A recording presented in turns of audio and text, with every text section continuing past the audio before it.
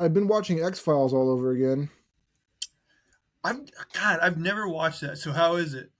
It's great, man. I love that show. I've Still always holds loved it. I up? watched it twice over, and now this is my third time going through it. Oh my god! So you're like an X Files like super fan. Oh yeah.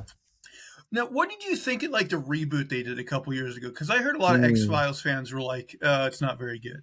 No, it was not. They had two new people. They had, uh, I mean, Mulder and Scully were barely in it. It just wasn't the same. Yeah, I've never watched the show. I think Vince Gilligan, who was one of the lead writers on Breaking Bad. I think he was actually a writer on like some of the early seasons of X Files. Yeah, he was. Yeah, from what I've seen, his name always comes up, at least in the first season. Yeah, Yeah. so maybe I should check it out because Breaking Bad's great.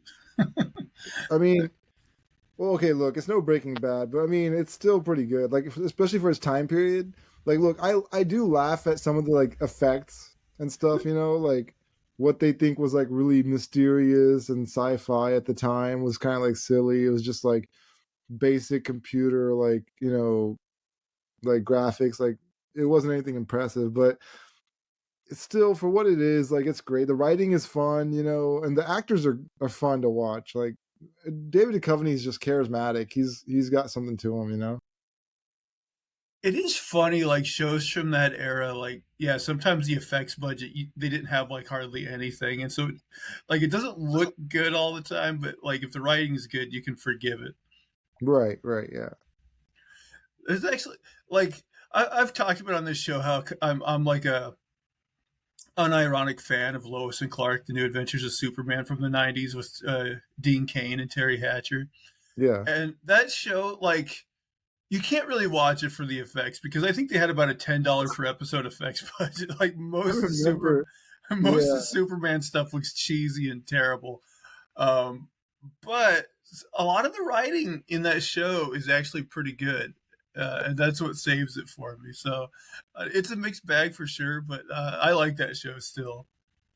Yeah, Terry Hatcher was somebody I definitely thought was like, the bee's knees, right? She was really pretty at the time, so. Yeah, she's super hot. And to be honest, like she's still my favorite Lois Lane. Really? Yeah, Wait, did you ever watch Smallville? I didn't watch it, but people are always saying good things about it.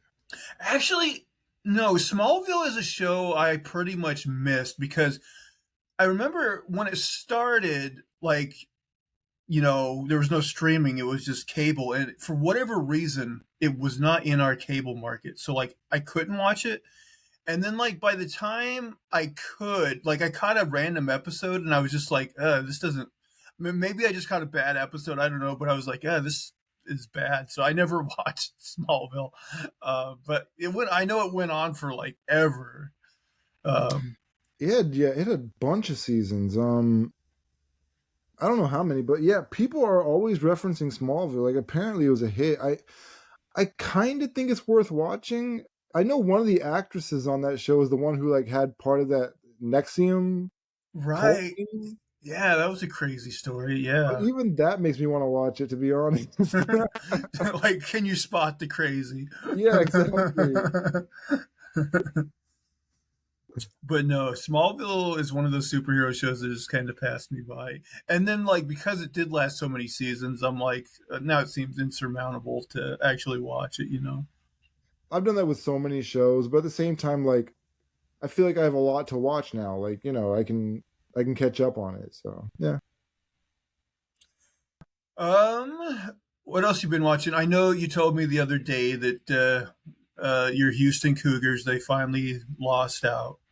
Yeah, we have an all-American point guard who got injured. It's nobody's fault, but I mean, it was just really bad luck. We lost him in a big game during the tournament. You can't lose a single game. So, I mean, we got to the Sweet 16 5 years in a row. That's a good accomplishment. And we put up a fight. We lost by 3 points in that game without our best player.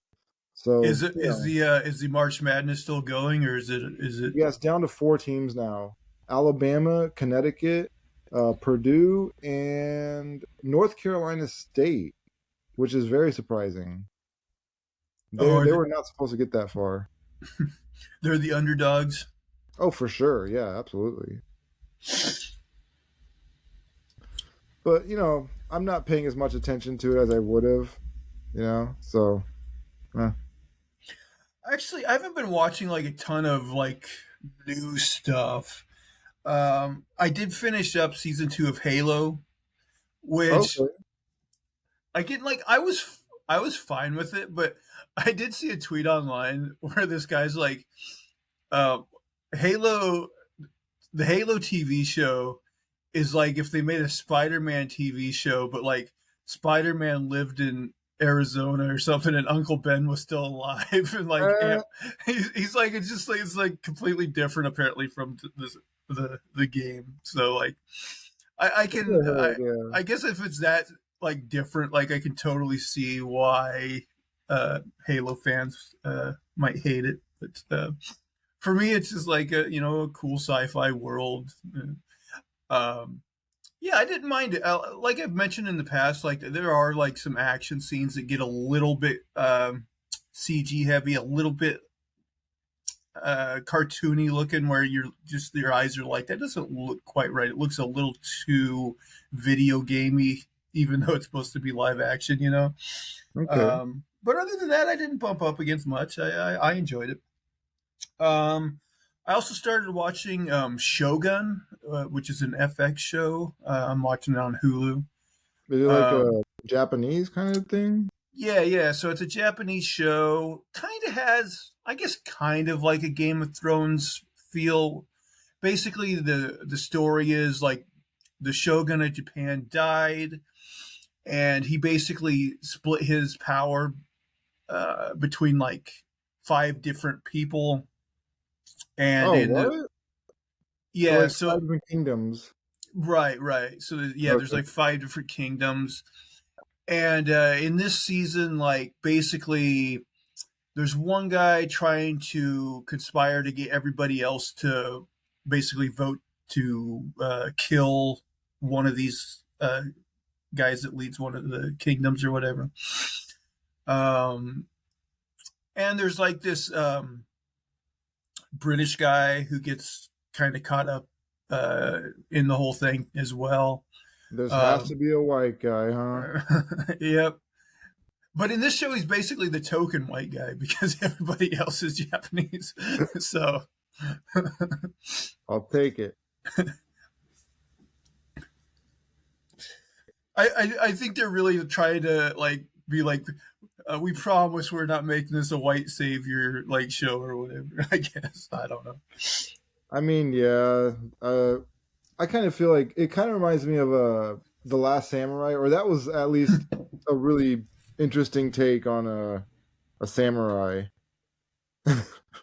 Yeah, I never saw that movie. However, I believe Tom Cruise's character in that movie is based on like a real guy from history. Yeah, I think so. I just don't know exactly like how like was it a really white guy or was it like a Korean guy or like somebody who's non-Japanese but still like related to the culture in some way? I don't know. It Yeah, I'm just not. seems weird to me. Yeah, I didn't see that movie, so I'm not exactly sure what the story is there. It is funny though. The Last Samurai being Tom Cruise. Yeah.